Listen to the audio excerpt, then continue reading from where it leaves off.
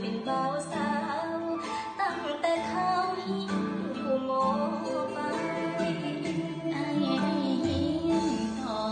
มหาลัยอยู่ในเมืองทองจึงจำจากไก่นมทั้งที่เฮาสองผูกสัมพันธ์ใจ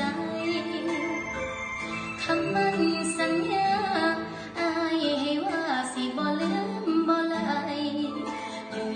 ๆอ้ายก็เงียบไปจะเป็นจังใดอ้ายบ่ติดต่อเป็นจังใดน้องอ้ายคือบ่ติดต่อมาน้องเป็นห่วงหลายเด้อ้ายเอ้ยเขินหัวน้อง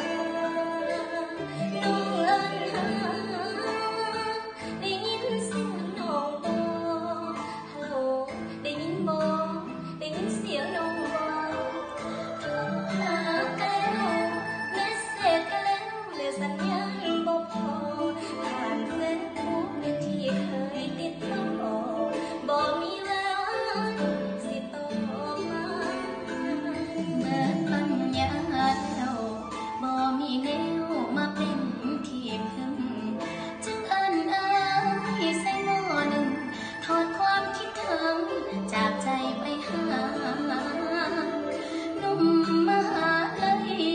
หรือว่าอ้ายไปมีพันยาบอกให้ฟังก็ได้ดอกนะหากตัดใจลาสิกันใจ